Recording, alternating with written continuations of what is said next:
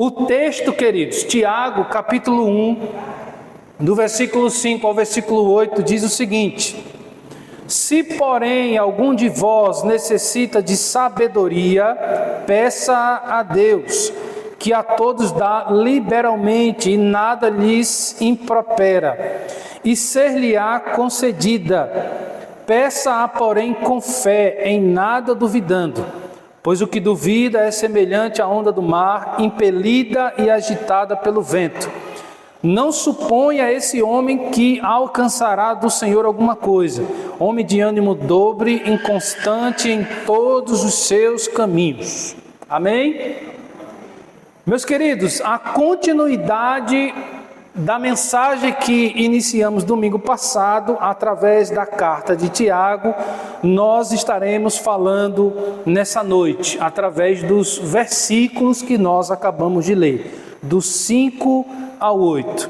Vamos orar, queridos, mais uma vez? Vamos fechar os nossos olhos e pedir para que o Senhor fale conosco e que abençoe os nossos irmãos. Deus amado, Deus querido, mais uma vez nós oramos ao Teu nome neste momento, para te pedir, ó Deus, que o Senhor tenha misericórdia dos nossos irmãos que estão enfermos, de todos aqueles que foram impedidos de estarem na tua casa nessa noite por conta de uma enfermidade. Ó Deus, visite-os neste momento e dê a eles a cura necessária para que eles voltem à normalidade das suas atividades, ó Deus. Que o Senhor seja bondoso e misericordioso, restaurando a saúde daqueles que necessitam.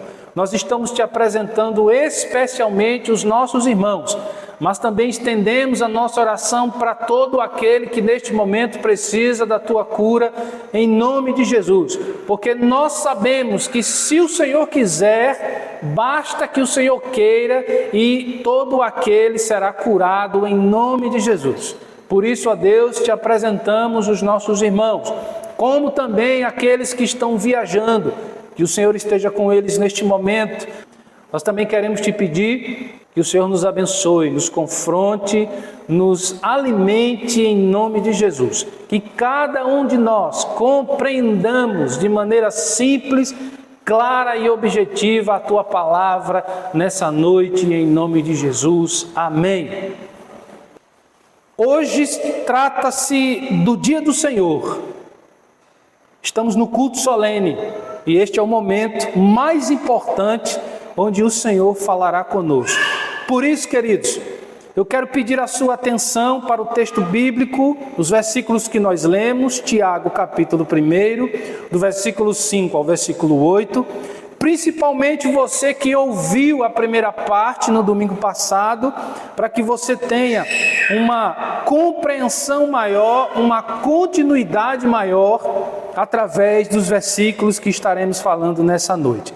Vocês vão lembrar, quem esteve aqui domingo passado, que nós falamos que a carta de Tiago foi escrita por Tiago, por isso nós falamos carta de Tiago.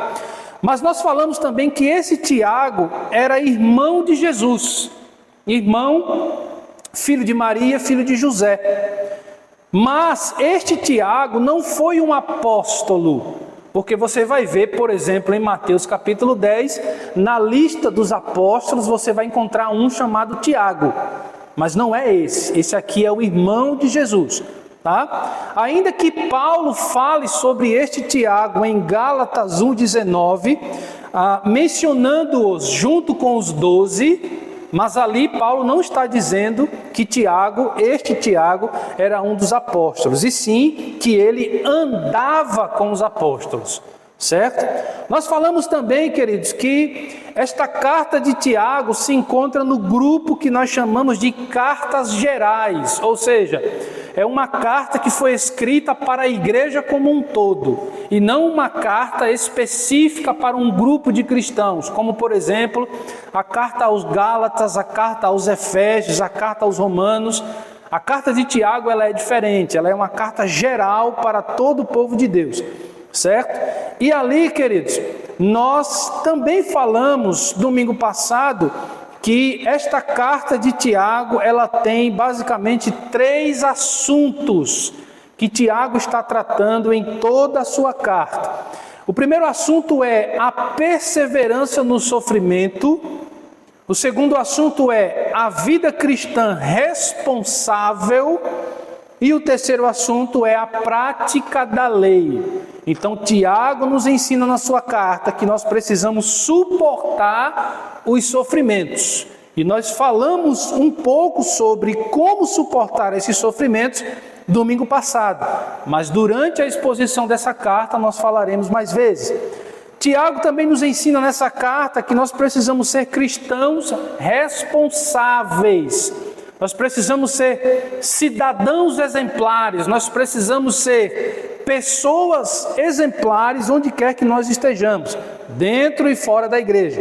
Ou seja, nós precisamos praticar a palavra de Deus. Então é isso o que Tiago vai nos ensinar através da sua carta, certo?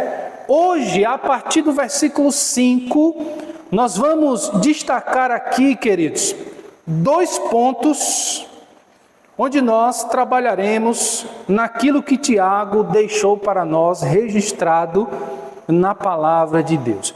O primeiro ponto está no versículo 5, e o primeiro ponto, queridos, nós vamos fazer como de costume. Eu vou falar, os irmãos repetem, tá certo?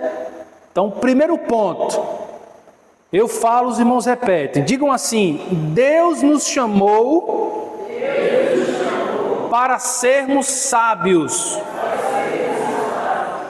Isso, primeiro ponto no versículo 5 é: Deus nos chamou para sermos sábios. Leia comigo o versículo 5, por favor.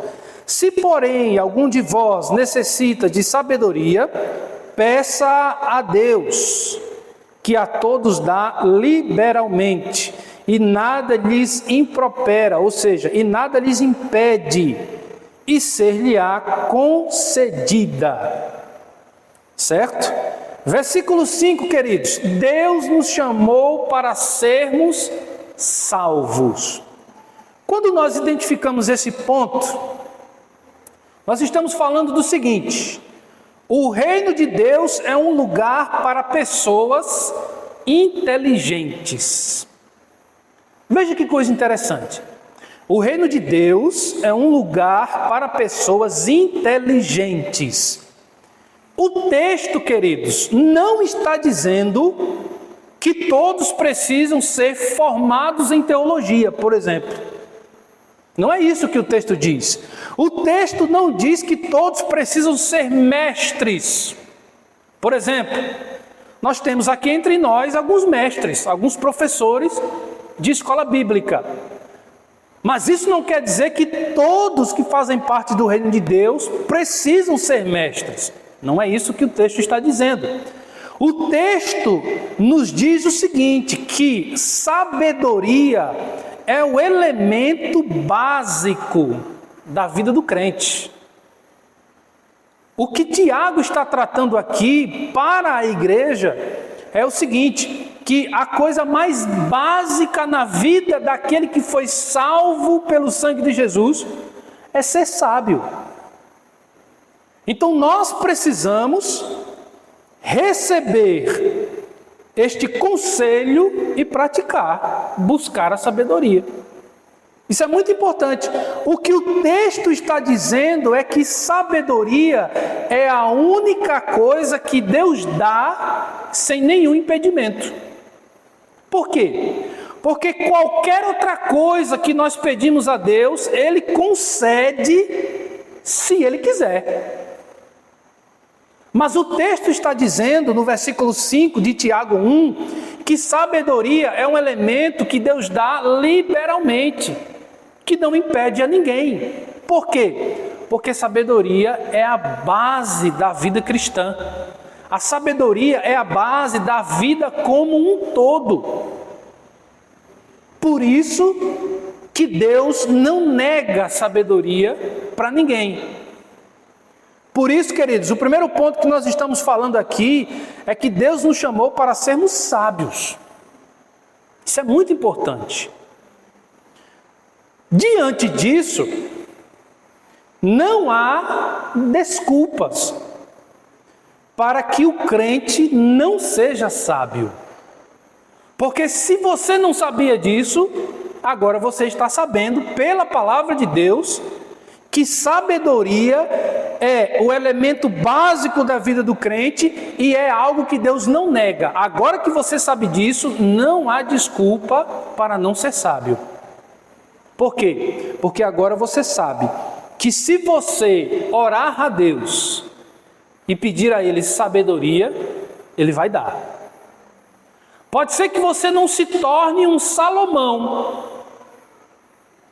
O texto não está dizendo isso. Pode ser que você não se torne um mestre. Pode ser que você não se torne alguém que sabe todas as coisas. Mas sabedoria você vai ter. Nem que seja um mínimo de sabedoria. Porque Deus diz na sua palavra que isso Ele não nega. O primeiro passo para alcançar a sabedoria vem do Senhor. Como todas as outras coisas. Nada que nós ganhamos ou podemos desfrutar, nada vem de nós. Sempre o primeiro passo é do Senhor. E sabedoria não é diferente. Porque quando Ele fala conosco na sua palavra, se você precisa de sabedoria, peça que eu darei. Então o primeiro passo é do Senhor. Olha, está aqui, você só precisa pedir. Sabe por quê? Porque pedir significa humilhar-se na presença de Deus. Quando você pede, você está se humilhando. É por isso que muitas pessoas não conseguem vencer na vida no sentido geral. É por isso que muitas pessoas não conseguem o óbvio, porque quando nós vamos investigar a vida daquela pessoa, nós descobrimos que ela é orgulhosa, que ela é altiva, que ela é uma pessoa de coração de pedra. Ela não se humilha. E aí o texto está sendo bem claro. Está aqui. Você só precisa pedir. Por isso que não há desculpa para o crente não ser sábio, porque a palavra de Deus nos diz isso. Uma vez que nos é revelado pelas Escrituras como nós podemos ser sábios, é óbvio que não há desculpa para continuarmos na ignorância. Isso é muito importante. Por isso que a carta de Tiago, ela é uma bênção. É uma carta prática que nos incomoda, nos desafia a sermos aquilo que não costumamos ser. Mas, como eu devo trabalhar, como eu devo executar, como eu devo agir para ser sábio? Primeiro, sabedoria não é a mesma coisa que salvação. Por quê? Porque sabedoria você conquista. A salvação você ganha. Você não faz nada para ser salvo, mas para ser sábio você precisa fazer. Primeiro, pedir a Deus. Depois, se aprofundar para ser cada vez mais maduro, mais equilibrado, mais sábio e assim prosseguir a sua vida com louvor. Isso é muito importante. Segundo, ao recebermos sabedoria de Deus, significa que sabemos tudo? Claro que não. É óbvio que não. Então eu preciso entender estes pormenores, estes detalhes, para pôr em prática o que o texto bíblico me ensina. Terceiro, com o ingresso nas mãos, eu agora posso e preciso exercitar a sabedoria. Uma vez que eu me curvo diante de Deus, orientado pela sua palavra, a clamar a Ele: Senhor, dá-me sabedoria, e o Senhor concede, agora eu preciso exercitar essa sabedoria, porque senão não adiantou nada. E isso é muito importante. Uma vez que eu exercito essa sabedoria, eu também preciso aprender como exercitar essa sabedoria. A primeira coisa que eu devo entender ao exercitar a sabedoria é que, antes de tudo, eu tenho que buscar a Deus. Eu busquei para ter sabedoria, eu continuo a buscar para ser mais sábio ao passar do tempo. Então eu preciso buscar a Deus. E os dois primeiros passos, vamos falar de passos, os dois primeiros passos que eu dou buscando a Deus é orando e lendo. Lendo o quê? A palavra de Deus. Se eu não fizer isso, eu não estou fazendo nada. Então eu preciso orar. Quando? Sempre. Eu preciso ler a palavra de Deus. Quando? Sempre. Para que isso, ao passar dos dias, eu me torne cada vez mais sábio, cada vez mais conhecedor da palavra de Deus e, consequentemente, do próprio Deus. Segundo, eu exercito a sabedoria não deixando de buscar a Deus. Porque eu posso estar aos pés do Senhor agora. Mas e amanhã? Quem garante? E depois de amanhã? E daqui a uma semana? 3 meses? 5 anos? Onde eu estarei daqui a 5 anos? 10 anos? Vocês estão entendendo? Então, queridos, como exercito a sabedoria? Primeiro, buscando a Deus. E segundo, não deixando de buscar a Deus. Porque quando eu não deixo de buscar a Deus, automaticamente a minha oração, a minha leitura se aprofundarão. Eu orarei cada vez melhor. Eu entenderei cada vez mais a palavra de Deus. Eu serei cada vez mais um cristão maduro, seguro, entendedor das coisas do reino de Deus. Quando eu não deixo de buscar a Deus, automaticamente a minha percepção cresce, o meu entendimento cresce, a minha sensibilidade cresce, a minha intimidade com Deus cresce cada vez mais. Por quê? Porque lá atrás eu comecei dizendo o seguinte: Senhor, dá-me sabedoria.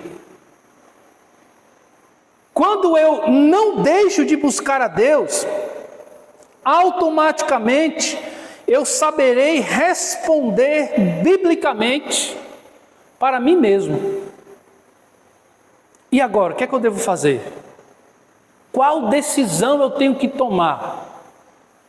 O que é que eu preciso resolver agora, daqui para frente? Essas perguntas que comumente aparecem na nossa vida no dia a dia, se eu for um cristão que lá atrás pedi sabedoria a Deus e de lá para cá eu estou crescendo no conhecimento e na graça do Senhor, quando essas perguntas surgirem, eu saberei respondê-las, cada uma delas. Porque eu tenho intimidade com a palavra de Deus e com o Deus da palavra. Automaticamente eu saberei responder biblicamente para qualquer pessoa.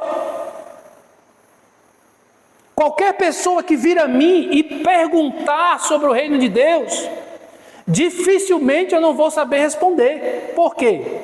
Porque lá atrás, não foi ontem, e nem anteontem, e nem semana passada, foi lá atrás, eu fiz a primeira coisa: Senhor, dá-me sabedoria. E de lá para cá, eu prossegui crescendo no conhecimento e na graça de Deus. Automaticamente eu saberei responder biblicamente sobre qualquer coisa que esteve ou está na minha busca. O que é que eu estou buscando? Qualquer assunto que você imaginar.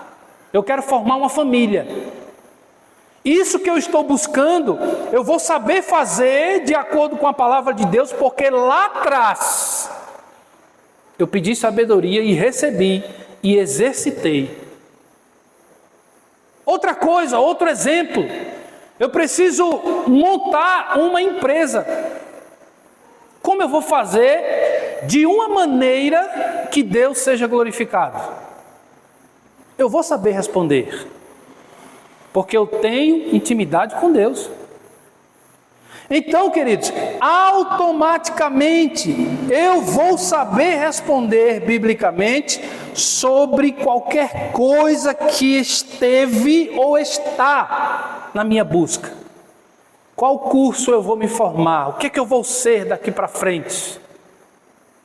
Como eu vou servir na minha igreja local? Será que eu serei um pastor, um diácono, um músico, um mestre, um professor de escola bíblica? Será que eu serei o zelador da igreja? Como é que eu vou servir na igreja? Tudo isso, quem nos orienta é a palavra de Deus, através da sabedoria que Ele nos deu, para que nós amadurecêssemos ao passar dos dias. Por isso, queridos irmãos, vamos lembrar dos nossos líderes, daqueles pastores que nós admiramos, daqueles diáconos que nós admiramos, os grandes homens que são sábios, que são homens de intimidade com Deus. Quando nós olhamos para aquelas pessoas que nós admiramos, a gente precisa entender que eles não nasceram assim. Quando eles entenderam que precisavam buscar sabedoria, eles buscaram. E quando Deus concedeu sabedoria, eles não pararam, eles se aprofundaram, eles cresceram. E por isso hoje nós admiramos tantos crentes, tantos pastores, tantos homens e tantas mulheres de Deus na casa do Senhor. Por isso, queridos, nós estamos falando no primeiro ponto que Deus nos chamou para sermos sábios e não ignorantes. O tempo passa e a Bíblia nos cobra pelo tempo que nós estamos no reino de Deus. A Bíblia nos confronta para que sejamos cada vez mais maduros e profundos no conhecimento de Deus.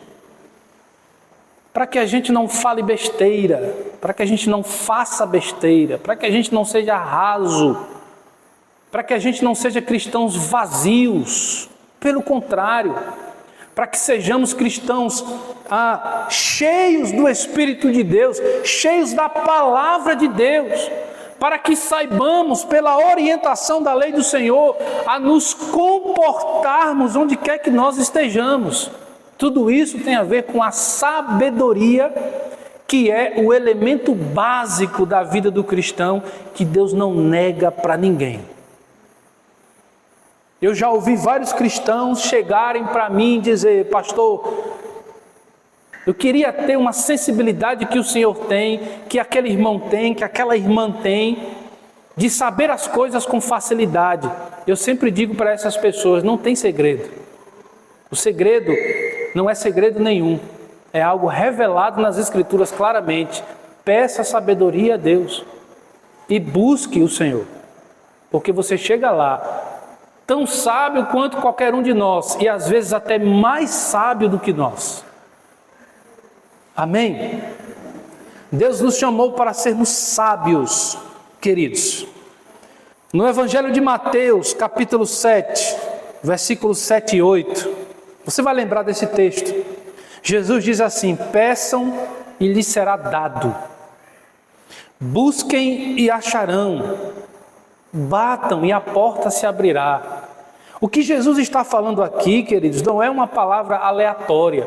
Basta pedir que você vai ganhar. Deus não está falando isso na sua palavra. Deus está dizendo o seguinte: aquilo que é óbvio vai acontecer se você buscar. E no caso de Tiago, ele está nos ensinando que existe algo muito óbvio no reino de Deus: ser sábio. Ou você acha mesmo que quando nós estivermos em situações difíceis, simplesmente o Espírito Santo falará em nosso lugar? Esse texto, queridos, tem um contexto totalmente diferente. Você tem que estar pronto para que Deus te honre nesse momento por você ser sábio e não preguiçoso. Por isso, primeiro ponto do texto que nós estamos falando, Tiago 1, versículo 5. Deus nos chamou para sermos sábios. O cristianismo, preste bem atenção, o cristianismo tem a premissa de que seus adeptos sejam sábios. Você pode ser, isso aqui é um exemplo, tá? Você pode ser adepto de qualquer religião. E aí, se você for sábio ou não, não interessa. Mas no cristianismo, a Bíblia nos ensina a sermos sábios. Essa é a grande diferença da religião que o Senhor Jesus ajudou a existir na face da terra, o cristianismo. Amém? Segundo ponto. Segundo e último ponto. Mas temos algumas informações aqui. O segundo ponto do texto que nós lemos, queridos, está nos versículos 6, 7 e 8 de Tiago, capítulo 1, e ele diz o seguinte, eu vou falar, vocês repetem, tá certo? Segundo ponto, digam assim, Deus nos chamou para sermos firmes. Amém. Versículos 6, 7 e 8. Leia comigo, por favor. 6 a 8. Peça, porém, com fé, em nada duvidando, pois o que duvida é semelhante à onda do mar, impelida e agitada pelo vento. Não suponha esse homem que alcançará do Senhor alguma coisa. Homem de ânimo dobre, inconstante em todos os seus caminhos. Primeiro Tiago disse o quê? Se você precisa de sabedoria, peça a Deus que Ele dá liberalmente.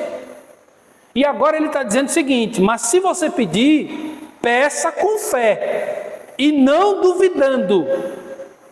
Porque aquele que tem ânimo dobre, aquele que é bipolar, aquele que uma hora está assim, outra hora está assim, esse não vai chegar em lugar nenhum. Por isso que o segundo ponto é, Deus nos chamou para sermos firmes. Deus não apenas exige que sejamos sábios, como também Ele exige que a nossa postura deve ser firme. Lembra do hino? Firme nas promessas do meu Salvador. Lembra? Firme. O sábio sabe muito bem em quem ele crê. Você sabe em quem você tem crido? Sabe mesmo? Conhece o teu Salvador? Você sabe quem é Jesus? Você sabe quem não é Jesus? Quando nós fazemos essa pergunta nos desafia. Será que eu conheço mesmo o meu Salvador? Será que eu sei do que o meu Salvador é capaz? Essa pergunta, ela nos desafia. Sabe por quê? Não existe fé firme sem sabedoria. Preste atenção nessa frase. Não existe fé firme sem sabedoria. Porque sem sabedoria pode existir fé, mas essa fé será uma fé vacilante, duvidosa, insegura. Agora, não existe fé firme sem sabedoria, porque a fé é um elemento espiritual, mas é também racional. Por isso, queridos, não existe fé firme sem sabedoria. Porque quando o crente ele não tem sabedoria, ele pode até ter uma fé, mas ele não passa de um crente de vidro. Qualquer coisa ele quebra. Pastor passou por mim e não falou, aí ele não vem mais para a igreja. Crente de vidro. Professor de escola bíblica não respondeu a minha dúvida, não venho mais. Crente de vidro. O sermão na igreja não tem mais falado sobre promessas, não vou mais. Cristão de vidro. Aquele cristão que não é sábio, cuja fé é vacilante. Choveu, ele chora. Faz sol, ele está alegre. Não tem firmeza nenhuma. Agora, o cristão firme, sábio, maduro, experimentado, pode chover, pode ser caluniado, alguém pode não falar com ele, pode ser que ele passe por inúmeras tribulações, ele continua firme. Sabe por quê? Porque o motivo da existência das nossas vidas é o sangue de Jesus. Portanto, eu devo me reportar ao sangue de Jesus e à palavra do Senhor, e não a pessoas. Com relação a pessoas, a Bíblia me ensina que eu preciso me relacionar, servir, amar, suportar, caminhar junto, desfrutar da comunhão, mas deixar de participar do reino de Deus por causa de pessoas? Não. Então, queridos, o crente de vidro é aquele que qualquer coisa ele quebra. E a Bíblia nos ordena para que sejamos crentes firmes no Senhor. A verdadeira lição do Evangelho é que a nossa fé precisa ser firme. Você quer ver um exemplo? Quando Jesus acalma a tempestade, o que a maioria das pessoas dizem? Enquanto Jesus estiver no barco, vai tudo bem. Mas essa não é a lição do texto. Porque quando Jesus acalma a tempestade e ele volta a olhar para os seus discípulos, ele dá uma bronca nos discípulos. Porque vocês não resolveram, homens de pequena fé. Jesus não disse, calma, eu estou aqui. Ele disse o seguinte, porque vocês não resolveram em meu nome. Percebe? Então a lição é que não é Cristo, é a fé nele. Porque todas as vezes nós tendemos a deixar todos os problemas em Cristo, quando muitas vezes Ele permite problemas para que nós enfrentemos com a fé nele. Você quer ver outro exemplo? Quando Pedro afunda ao caminhar por sobre as águas em direção a Jesus, a lição ali não é andar sobre as águas. A lição ali é a fé em Cristo. Então as pessoas cantam que querem andar por sobre as águas, as pessoas gritam que querem andar por sobre as águas, mas a lição do Evangelho não é fazer você andar por sobre as águas. A lição do Evangelho é que nós tenhamos uma fé firme. Você quer ver outro exemplo? Quando Jesus cura o servo de um centurião, a lição não é a cura. O que o texto está ensinando não é cura. O que o texto está ensinando é uma fé firme. Porque o centurião diz o seguinte, não, mestre, não. Eu não sou digno que o Senhor vá na minha casa. Daqui mesmo, o Senhor só precisa falar. E lá, ele será curado. Percebe? Então as pessoas estão lendo a palavra de Deus sem sabedoria. As pessoas estão vivendo no reino de Deus sem sabedoria. Só que o reino de Deus, na palavra de Deus, nos ordena a sermos sábios, a sermos firmes. Este é o assunto que Tiago está tratando aqui. Por isso, queridos, Deus nos chamou para sermos firmes.